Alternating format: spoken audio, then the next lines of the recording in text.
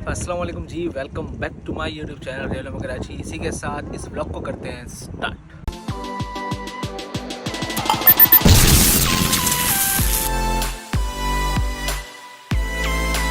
एक महीने बाद मंजर आके कैसा लग रहा है?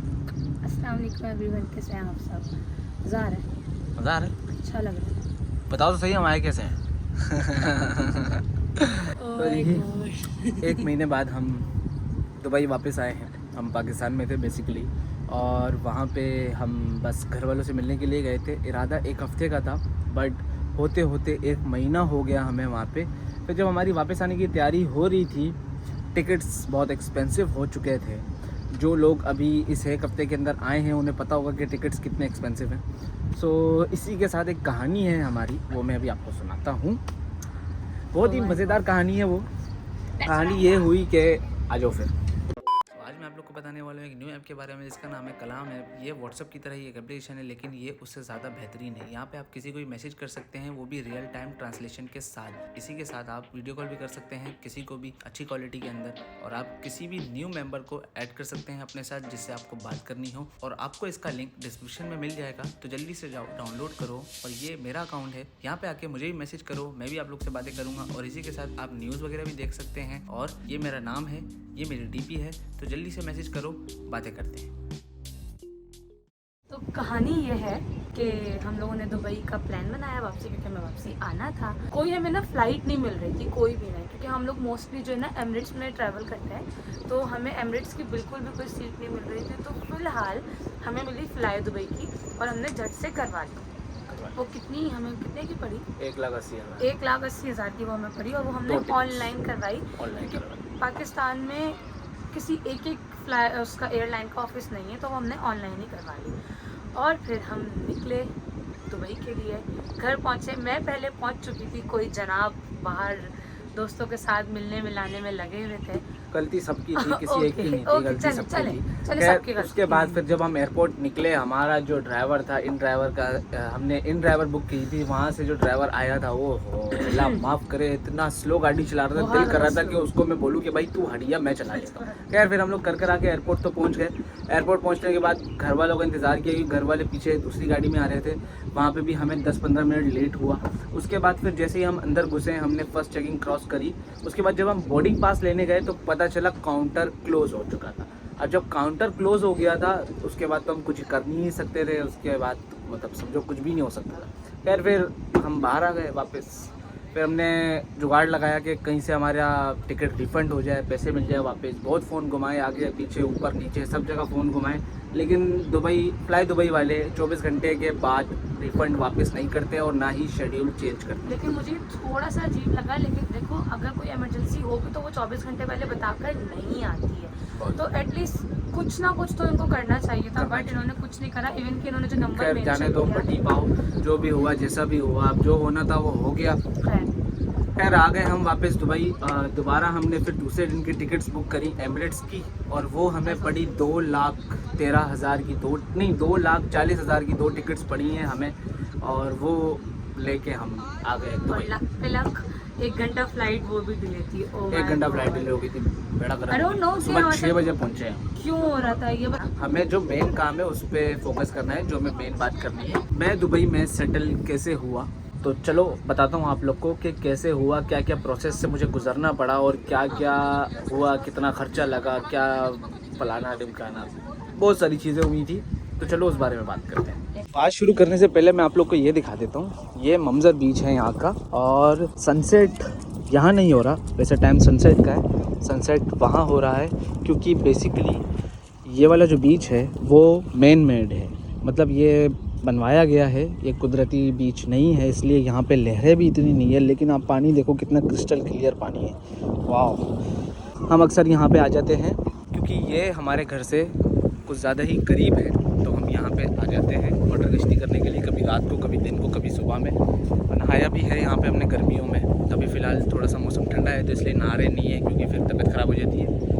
खैर तो भाई ये भी दिखाना था आप लोगों को कि भाई हाँ यहाँ पे बहुत ही मज़े का सीन है। हाँ एक मज़े की चीज़ और है यहाँ पे, वो ये है कि हम अभी फ़िलहाल दुबई में खड़े हुए हैं, लेकिन यही बीच वहाँ शारजा में भी टच होता है। पीछे शारजा है पूरा, वहाँ पे टच होता है और दुबई के साथ भी टच होता है। तो मतलब हम अभी दुबई में हैं, लेकिन अगर हम यहाँ से यूँ वॉक करके जाएंगे तो हम शारजा पहुँच जाएंगे। मैं तो कहती हूँ लोग इतना लंबा गाड़ी चला के शारजा क्यों जाते हैं, मतलब इसी के उस पर जा के पहुँचते हैं। औरतों को समझाना, गधे को रिक्शे में बिठाना, गधा रिक्शा में बैठ सकता है। वैसे यहाँ पे रिक्शा नहीं है, बहुत ही मज़े की बात है ये। हाँ बच्चा है छोटा।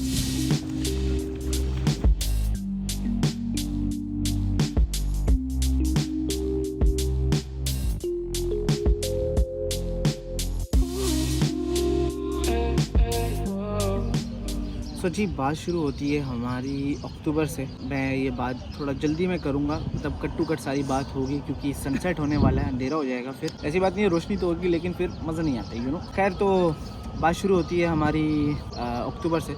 अक्टूबर में मैं यहाँ पे आया था और बेसिकली मैं और मेरे पापा पहले विज़िट करने आए थे यहाँ पे कि हम क्या काम कर सकते हैं, क्या काम नहीं कर सकते हैं। सो उसी दौरान हम लोग विज़िट कर ही रहे थे। 15 दिन का विज़िट था मेरा और पापा का। सो हमें एक काम समझ आ गया, वो काम था रियल एस्टेट। उस रियल एस्टेट के काम में हम लोग को घर परचेज़ करके रेंट पे देना था। फिर हमने जब ये माइंड बना लिया तो फिर हम लोगों ने फैसला किया कि मेरा वीज़ा लगाते हैं, रेसिडेंस वीज़ा मेरा 2 साल का। सो उस दौरान फिर हम लोगों ने फिर रेसिडेंस वीज़ा के लिए अप्लाई किया और वो कोई 15 से 20 दिन का प्रोसेस होता है, उसके अंदर आपका वीज़ा आ जाता है आपके पास। लेकिन मेरे केस में ऐसा नहीं था। मेरे केस में 1.5 से 2 महीने लगे मेरा वीज़ा आने में, और उस 1.5 से 2 महीने में बहुत सारे खर्चे हुए हमारे, क्योंकि मैं कहीं और रह रहा था और वहाँ पे मैं 2000 धर्म्स एक रूम का पे कर रहा था। 2 महीने में वहाँ रहा, 2000 धर्म्स उसके ऐड कर दो।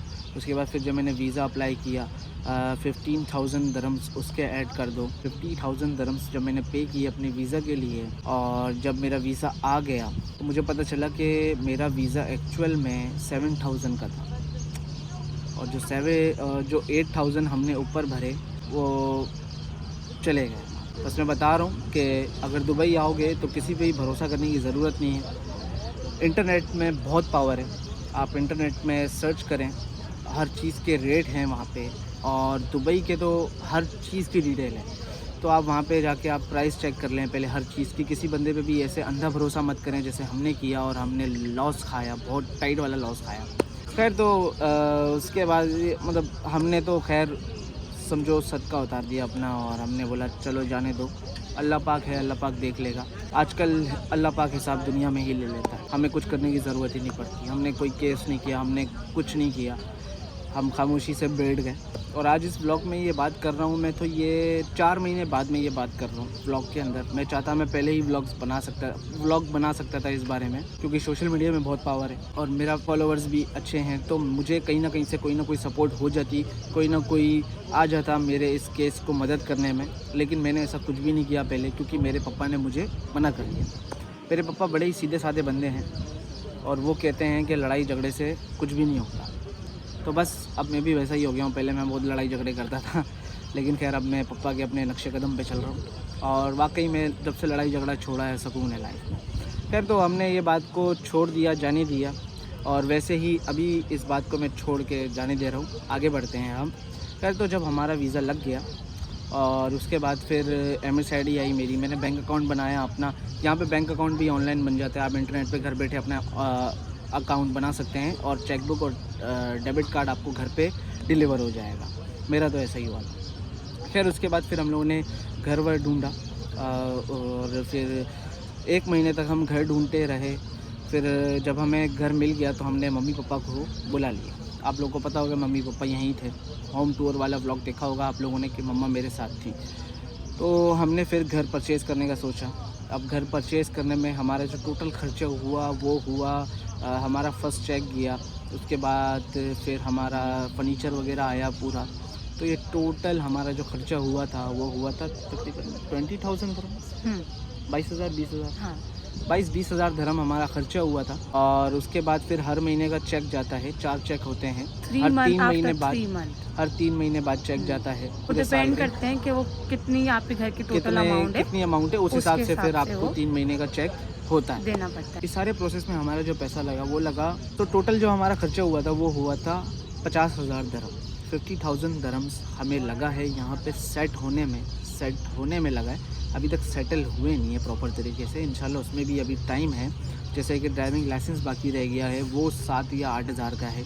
उसके बाद गाड़ी लेनी है, वो 7-8 हज़ार की है। 14,000 दरम, 15,000 दरम इसको भी ऐड कर देंगे तो 65-70 तक बात जाएगी। और उसके बाद अच्छा, हम यहाँ पे सेटल्ड हो जाएंगे प्रॉपर तरीके से। आप लोगों का खर्चा कम हो सकता है इस वजह से, क्योंकि आप लोग जो भी कर रहे हो, क्योंकि हम लोगों को तो लॉस हो गया। हाँ, बट आप हमें एक जगह लॉस नहीं हुआ है, हमें एक जगह और लॉस हुआ है। एमन का वीज़ा एक्सटेंड करवाना था हमें। एमन विजिट वीज़ा पे थी मेरे पास शुरू के फर्स्ट मंथ में।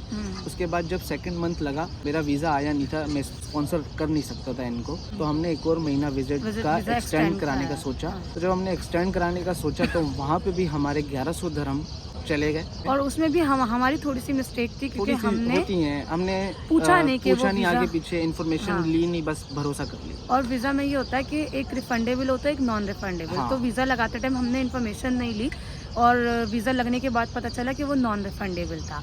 तो वो 1100 दिरहम भी हमारे स्टार्टिंग में हमें चले बोला गए। गया था कि पैसे वापस मिल जाएंगे अगर वीज़ा नहीं लगेगा तो। खैर, तो ऐसे बहुत सारे केसेस होते हैं यहाँ पे, आप लोग ध्यान रखें उस चीज़ का। हमारे साथ 2 केस हो चुके हैं, इंशाल्लाह आगे जाके नहीं होंगे, क्योंकि अब हम लोगों ने सबसे ज़्यादा दिमाग चलाया है। हम कोई भी चीज़ होती है या करनी होती है हमें, जैसे भी मुझे ड्राइविंग लाइसेंस लेना है, मैं इंटरनेट पर सर्च कर रहा हूँ, अप्लाई कर रहा हूँ वहाँ पे, और वहीं से मेरा सारा सीन होगा। पिक एंड ड्रॉप मुझे ड्राइविंग लाइसेंस वाले खुद देंगे। और मतलब यहाँ पे बहुत सारे स्कूल्स होते हैं ड्राइविंग लाइसेंस के, तो मैंने इसी एक स्कूल के अंदर मैंने एडमिशन लिया है। लेकिन बस यही है कि मोरल ऑफ द स्टोरी जो हमने सीखी, और हम जब अच्छी चीज़ आप तक पहुँचाते तो हमने सोचा कि हम हर चीज़ आपको बताएं। हर चीज़ का बैकग्राउंड भी होता है, बैकग्राउंड भी होता है, स्टोरी डबल क्योंकि बैक कैमरा हमारी लाइफ अलग है, हाँ, फ्रंट ऑफ कैमरा हमारी लाइफ अलग है। तो ये हमें लॉस हुआ, बस आपको समझाना ये कि किसी पे ट्रस्ट नहीं करने का है। ओके, करने से पहले, कोई भी स्टेप उठाने से पहले सर्च करो, इन्फॉर्मेशन लो। एक बात और बता रहा हूँ, मेरे ऐसे काफ़ी सारे दोस्त हैं जिनके भी मुझे मैसेज आ रहे हैं कि उमर कोई जॉब ढूंढ, उमर कोई जॉब लगवा दे। सबको बोलना चाहता हूँ कि अगर आपको जॉब चाहिए तो आप वहीं से, पाकिस्तान में, इंडिया में, नेपाल में, कहीं पे भी हैं आप वहाँ से बैठे बैठे पहले उस जॉब के लिए अप्लाई करें। इंटरनेट पे हर चीज़ की डिटेल्स हैं, आप वहाँ पे जाके अप्लाई करें। अगर आपको कंपनी सेलेक्ट कर लेती है तब आप यहाँ पे आएँ। अगर आप बिना जॉब के यहाँ पे आएंगे तो मैं कह रहा हूँ बिल्कुल भी गुजारा नहीं होगा। ठीक है, ये सोच के मत आना कि 1 महीने में नौकरी लग जाएगी, 2 महीने में नौकरी लग जाएगी, ऐसा नहीं है। हमने यहाँ मेरे ऐसे हाँ। यहाँ पे ऐसे काफ़ी सारे दोस्त और फैंस हैं जो मिलते हैं, वो यही कहते हैं कि भाई हमें 1.5 साल हो गया, 1.5 साल बाद नौकरी मिली, 6 महीने हो गए, 6 महीने बाद नौकरी मिली मुझे, 1 साल बाद नौकरी मिली मुझे। तो ऐसे काफ़ी सारे केसेस हैं यहाँ पे। और वो काफ़ी एजुकेटेड भी हैं, इतनी डिग्रीज होने के बावजूद, इतनी चीज़ होने के बावजूद वो बेचारे अभी तक घूम रहे हैं। तो ये आप पे डिपेंड करता है। हाँ, बिल्कुल। तो यहाँ पे जो है नौकरी मिल तो जाती है, लेकिन उसके लिए अच्छे खासे पापड़ बेलने पड़ते हैं। आप यहाँ पे आए बिना, उससे बेहतर ये है कि आप वहीं पे किसी जॉब के लिए अप्लाई करें, या फिर किसी दोस्त को ऐसा बोलें जो आपका दोस्त है यहाँ पे किसी कंपनी में काम कर रहा है या कोई अच्छी जॉब पे है, तो आप उसको बोले, वो आपका अपना रेफरेंस लगा के अगर नौकरी लगवा सकता है आपकी तो वो ज़्यादा अच्छी बात है। बाकी बिना नौकरी के मत आओ यहाँ पे, और ये ना भाइयों वाला मशवरा दे रहा हूँ। मैंने ना, हमारे एक जानने वाले, उनके साथ ये सीन हुआ कि उनको कोई एजेंट मिला पाकिस्तान में, उसने कहा मैं नौकरी लगा देता हूँ, इतनी आप रकम दे दो, 4-5 लाख मांगे, और वो फ्रॉड होता है, सीधा बता रही हूँ। किसी पे ट्रस्ट नहीं करना। हम ये नहीं कह रहे दुबई में, पाकिस्तान में भी किसी पे ट्रस्ट नहीं करना भाई, अपना खुद ऐसे किसी को भी पैसे मत दो, किसी भी एजेंसी को, किसी भी एजेंट को पैसे मत दो। पहले उसकी सारी डिटेल्स निकाल लो, 1 महीना उसके ऊपर स्टडी कर लो, उसके बाद फिर किसी को पैसे देना आप। खैर, तो ये व्लॉग मैं यहीं पे एंड करूँगा। मेरी चाय ठंडी होने वाली है, मैं चाय पी लेता हूँ अपनी और इस व्लॉग को एंड करता हूँ। आई होप आप लोग को ये व्लॉग पसंद आया होगा। और हाँ, ये आप लोग बताएं कि आप लोग को और व्लॉग्स चाहिए। अरे हाँ, मैं भूल गया। आप लोग मुझे ये बताओ कि दुबई में आपको किस किस टॉपिक पे आपको व्लॉग चाहिए, ताकि मैं उस टॉपिक पे आप लोगों के लिए व्लॉग्स बनाऊँ। कमेंट्स लाजमी करना इस बारे में, क्योंकि मैं सोच रहा हूँ कि मैं व्लॉगिंग शुरू करूँ वापस। डेली व्लॉगिंग नहीं, व्लॉगिंग शुरू करने का सोच रहा हूँ। तो आप लोग की राय होना भी बहुत ज़रूरी है। तो कमेंट्स करो कि किस टॉपिक पे आपको व्लॉग Vlog चाहिए, ताकि हम फिर उसकी डिटेल्स वगैरह लेके उसके ऊपर फिर व्लॉग बना के आपको दें। ओके बाय, टेक केयर, अल्लाह खुदा हाफिज़। हाफ़िज़। बाय।